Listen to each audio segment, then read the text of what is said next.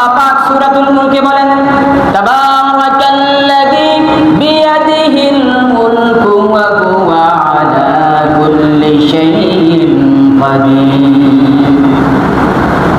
বিয়াদিহিল মুলক, পবিত্রতা ঘোষণা করার পরে আল্লাহ পাক বলেন, আমার হাতে সমগ্র মুলকিয়াত, সমগ্র ক্ষমতা আমার হাতের মুঠোয়।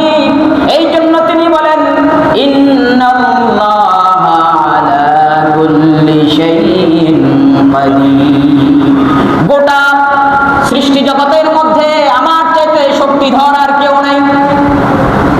যা কিছু তোমরা দেখো সবগুলো আমার সৃষ্টি, আমি হলাম স্রষ্টা। সব কিছু হলো মাখলুক, আমি হলাম খালিক। এই জন্য সব কিছুই আমার অধীন, আমি কারো অধীনে নই। লাম ইয়ালিদ ওয়া লাম ইউলাদ ওয়া লাম ইয়াকুল লাহু কুফুয়ান আহাদ।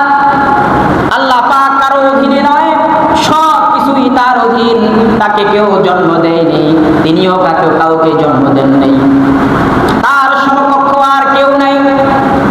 এই জন্য আল্লাহ হলেন মহাশক্তিধর। সব কিছুই তিনি জানেন, সব কিছুই তিনি দেখেন, সব কিছুই তিনি বুঝেন।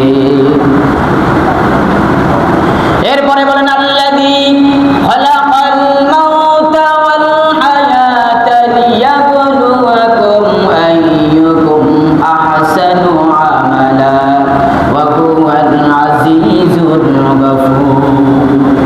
যিনি মৃত্যু দান করলেন, মৃত্যু সৃজন করলেন, জীবন যিনি বানালেন, সে আল্লাহ পাক বলেন, তোমাদেরকে আমি জীবন দিলাম এই জন্য আল্লাহ রাব্বুল আলামিন অবশ্যই তোমাদেরকে পরীক্ষা দিবেন।